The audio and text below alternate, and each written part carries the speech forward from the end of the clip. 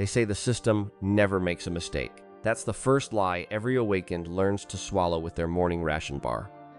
Kai stands in the white tile assessment hall of the Seoul Awakened Institute, shoulders too narrow, jaw too tight, watching his future dissolve into a holographic screen.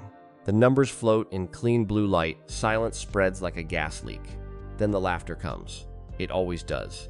There are 200 trainees in the hall. Some crane their necks, some nudge each other, some just stare with the kind of pity that feels more like disgust.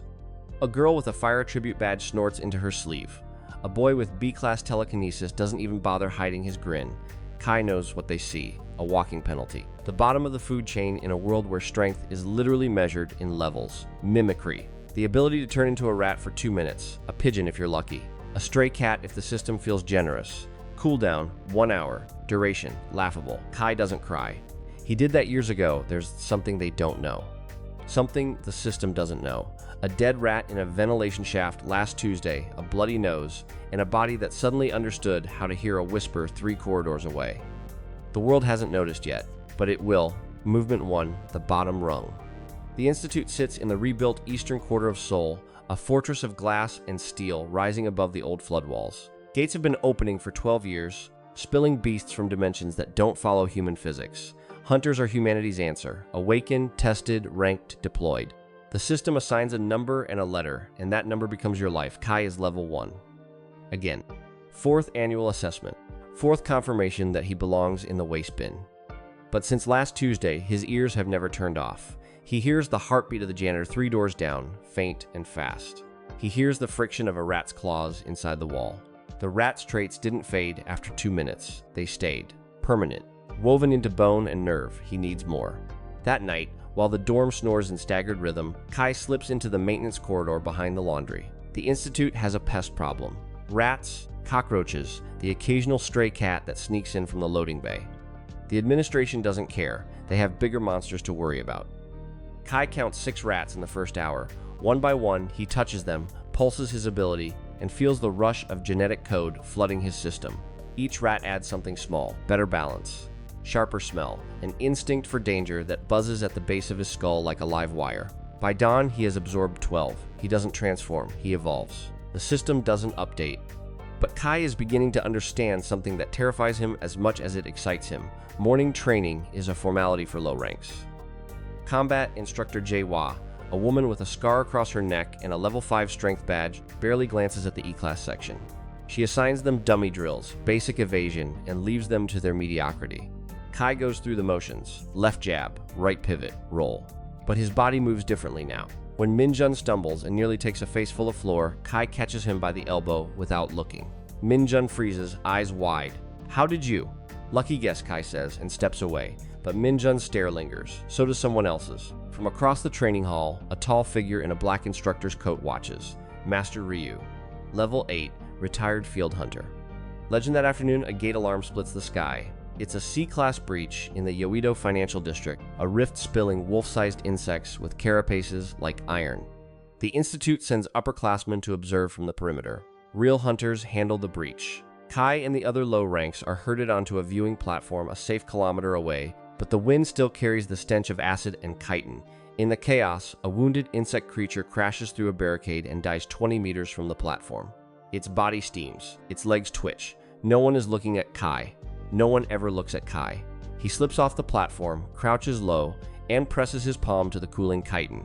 Activate the sensation is a freight train made of molten glass. The mimicry grabs the creature's genetic blueprint and shoves it into his cells. His bones scream. His skin hardens for an instant, then softens again. The system interface in his retinal display flickers, but doesn't change. Still level 1. But inside his chest, a second heartbeat emerges. Strong, metallic. Chitinous, a voice behind him. "What are you doing?" Kai turns. It's Yuna, a level 2 healer from the girls' dorm. She's slight, sharp-eyed, with a perpetually tired face that suggests she's been running on mana depletion since she was 12. She looks at the dead creature, then at his hand, then at his eyes. "Your energy signature flickered. I can sense life force. It's my secondary attribute. For 2 seconds, your life force looked like that thing." She points at the dead insect, and then it looked like both. Kai says nothing.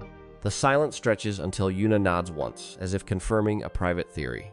"All right, I didn't see anything." She walks away, hands shoved into her jacket pockets. That night, the internet catches fire. A leaked security feed, grainy, low angle. A level 1 trainee, face half obscured, touching a dead monster on a viewing platform. Nothing happens on screen except a faint shimmer. But someone has cross-referenced the trainee with the Academy's public registry. The thread title, Level 1 Bug Eater, Anomaly on Perimeter. One pinned comment buried deep, Evolutionary Mimicry, read the fine print. Movement 2, The Creeping Shadow. The next morning, a black van flam with no license plates parks across the street from the Institute. Inside, 2 men in civilian coats sit in silence. One wears a lapel pin shaped like a closed eye. The other scrolls through a tablet displaying thermal scans, energy signatures, and a photo of Kai's face. The file is labeled Obsidian Circle, Project Evolver. The signature depth reads Level 3 and climbing. He's a mimic, but he's not mimicking. He's integrating. A pause. If this gets out, it destabilizes the entire ranking structure. Hunters will realize they can break their limits without the system's permission. We can't allow that. The other man closes the tablet. Capture or terminate? Capture first. Replicate the ability. Then terminate the original. Kai feels them before he sees them. The rat instincts scream danger at the back of his neck. A constant low-frequency alarm that has nothing to do with sound. During morning drills, he scans the courtyard and spots 2 figures in black suits by the administration building. They move with the coiled economy of hunters. Level 6, 7, their energy presses against his new senses like a thumb on a bruise. That afternoon, Yuna finds him in the library. Kai is reading a biology textbook, cross-referencing animal physiology charts. Yuna slides into the chair across from him. 2 men from Obsidian Circle visited this morning. Did you know? Yuna pushes a folded piece of paper across the table. Kai opens it. It's a printed list of names, states, and locations. Missing low rank awakened, Yuna says. All of them had unusual secondary traits. All of them were last seen near a circle facility. 16 people in 2 years. Kai's jaw tightens. Why are you showing me this? Yuna leans back. Because I'm a healer with a sense for life force, and you're the most alive thing I've ever felt. And I've felt level 7s. Something in you is waking up. If they know, they'll cut it out of you. They already know, Kai says, and tells her about the van, the 2 suits, the crawling dread.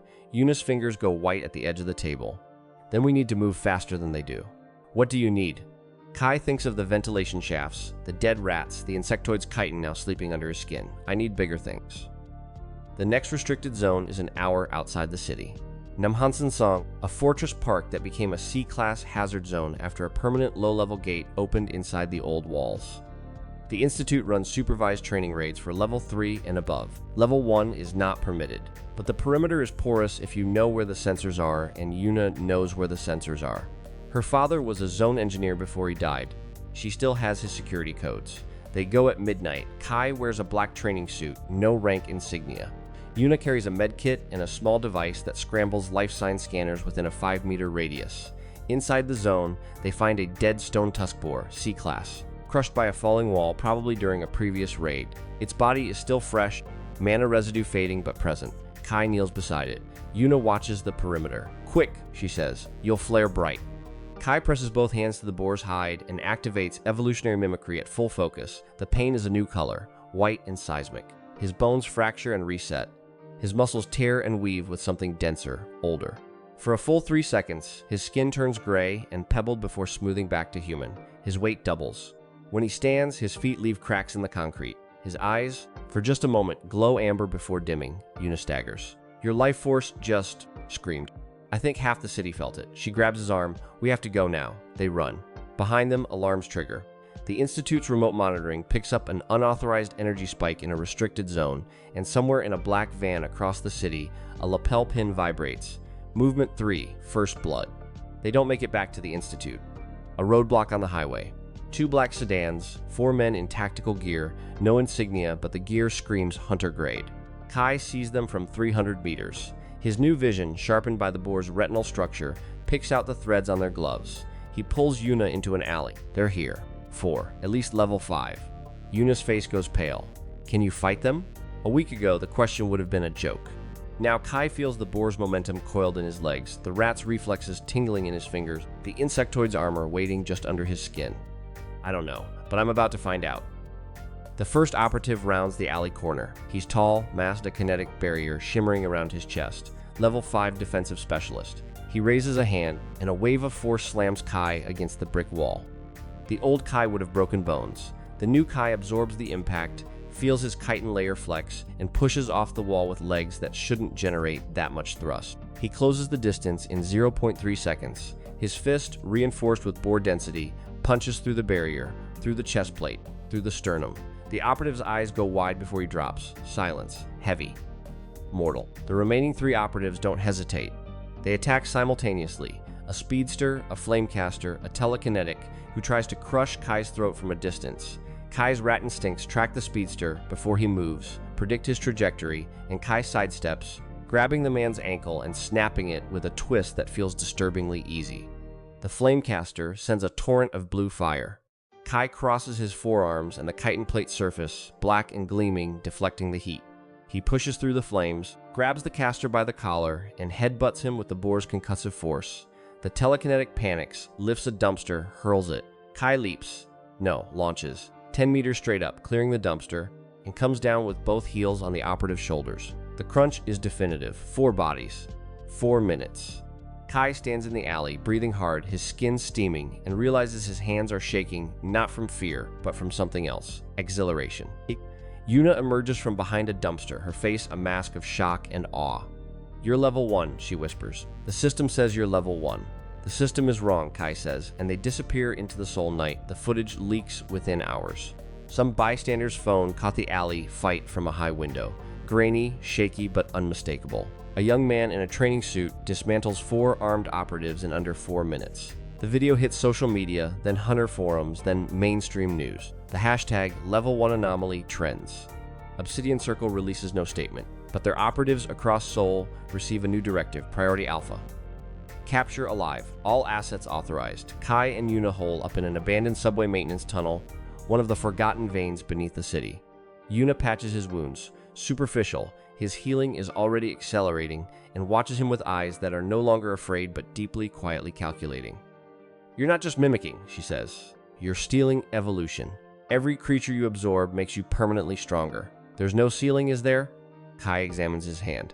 "I don't think there is." Movement 4, the expanding world. They need allies. The tunnel won't hide them forever. Yuna knows a disgraced instructor expelled from the Institute 5 years ago for questioning the ranking system's fairness. His name is Dohan, and he runs a salvage operation in the old shipyards, recovering monster materials with a crew of washed-up low ranks. Kai and Yuna find him in a rusted warehouse lit by flickering mana lamps. Dohan is 40, scarred, with a prosthetic arm that doubles as a blade. He listens to Yuna's story, looks at Kai, and laughs, a dry, barking sound. "So the system got it wrong. Took it long enough.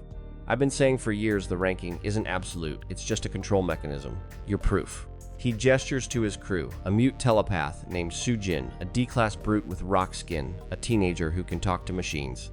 "We're all proof that the system puts people in boxes and locks the lid." Kai asks the question that's been burning in his throat. "What is Obsidian Circle? Really?" Dohan's face darkens. "They're the lockmakers. They work with the system's creators to ensure no one breaks the ceiling. They've been snatching anomalies for a decade. If you have a power that doesn't fit the official classification, they either recruit you, weaponize you, or dissect you. And you, kid? You're the biggest anomaly they've ever seen." That night, while the warehouse sleeps, Kai goes to the rooftop. A voice comes from behind. Sujin, the mute telepath. She doesn't speak, but her thoughts slide into his mind like a cool stream. "They know where you are. The fight in the alley left traces. They'll come in force. Tomorrow. Maybe sooner. You need to evolve faster or you'll be taken." Kai nods. "Then take me somewhere with bigger monsters. The Han River Restricted Zone, B-Class. Undersea Gate. Creatures that crawl from the black water with teeth like glass and bodies like nightmares. No one raids B-Class zones without a full squad of level 5s or higher." Kai goes alone at dawn, wading into the river's edge while the city sleeps under smog. The water is cold, but his chitin layer insulates. Down where the light dies, he finds a dying abyssal eel, a B-Class predator wounded by hunters hours earlier and left to dissolve. Its body is 20 meters long, a spiral of muscle and bioelectricity. Kai touches it and nearly blacks out. The evolution is catastrophic. The eel's nervous system merges with his own. Bioelectric glands bloom along his spine. His reflexes become instantaneous. His thoughts accelerate. He can sense electrical fields, phones, cameras, the nervous systems of fish, the drone of a surveillance drone patrolling the riverbank above. He emerges from the water 2 hours later, gasping, reborn. The system interface inside his retina blinks. level 1. But his energy signature now reads level 6 on any device that cares to measure it. The Obsidian Circle's van is waiting on the bridge. This time, it's not 4 operatives. It's 12. And leading them is a woman in a white coat, her face calm, her energy signature an 8. She steps forward, hands clasped, and says, "Kai Seon, you've been very difficult to find. Please, come with us. We only want to help you understand what you're becoming." Her voice is silk over a blade. "You want to cut me open and copy the blueprint. I've read your file, Director." Her smile doesn't waver. "The system is failing. You're not the only one who's noticed. We believe you can fix it if you survive the process. Refuse, and we'll be forced to retrieve your body instead." The operatives fan out. Kai counts 12, but his new senses detect a 13th on a nearby rooftop with a sniper rifle loaded with mana-piercing rounds. The odds are impossible, so he does the thing no one expects. He doesn't run, he doesn't surrender. He dives off the bridge into the river, and as he falls, he triggers a partial transformation. The eel's bioelectric field erupts, a dome of arcing lightning that shorts out every electronic device within 100 meters. The sniper's scope fries. The operative's comms go dead. Kai hits the water and vanishes into the black. Movement 5. The hunt and the trap. The Institute expels Kai Seon in a morning press release. Unregistered ability usage. Association with unauthorized personnel. Danger to public safety. They post his photo. They freeze his citizen ID. He's officially a rogue. The hunter community splinters. Some call for his arrest. Others call him a hero, a symbol of the system's corruption. Graffiti appears on subway walls. The system bleeds. Underground networks of low rank Awakened start using his image as a rallying cry. Kai watches it all from the warehouse, his face unreadable. Yuna sits beside him, scrolling through encrypted messages. Obsidian Circle is offering a bounty, 10 billion won. At some point, you have to turn and fight. "I know," Kai says, "but I'm not strong enough. Not yet." Dohan slams a heavy crate onto the table. "Then we get you stronger. There's an S-class gate that's been dormant for 6 months under Gwanaksan Mountain. No one touches it because the beast inside is a sleeping calamity. But if you could absorb even a fragment of its power without waking it." Yuna shakes her head. "That's suicide." "No," Kai says slowly. "That's evolution." They plan. Sujin uses her telepathy to map the circle's patrol routes. Jingu hacks the city's surveillance grid to create blind spots. Taemin will act as a decoy. Yuna will maintain a life shield around Kai to mask his signature during the approach. The mission is simple. Reach the gate, absorb a fragment shed by the dormant beast. A scale, a hair, anything, and retreat before the mountain wakes up. They execute at midnight under a moon like a dead coin. The Gwanaksan Trail is cold and silent. The gate hovers inside a cave, a massive ring of obsidian that hums with a frequency felt in the teeth. Near its base lie shed scales the size of dinner plates. Kai approaches alone, Yuna's energy shield shimmering around him. The scales pulse with residual life. He kneels, presses his palm. The world stops. Inside the gate, something stirs. A consciousness older than the mountain. It touches Kai's mind, curious, not hostile. "You are small, but you are hungry. I will give you a seed. Grow, and perhaps we will meet again." Kai absorbs the scale fragment, and his body detonates with light. The evolution stack in a cascade, the rat's cunning, the insectoid's armor, the boar's strength, the eel's electricity, and now a sliver of dragonfire, a literal sliver. The gate beast is draconic. The fragment gifts Kai a flame gland at the base of his throat, a roar that can melt steel, and a skeletal reinforcement that turns his bones to living alloy. When the light fades, he's still human-shaped, but his eyes now hold vertical pupils. His breath steams with heat. He stands, and the cave floor cracks under his new weight. Yuna's shield shatters from the energy discharge.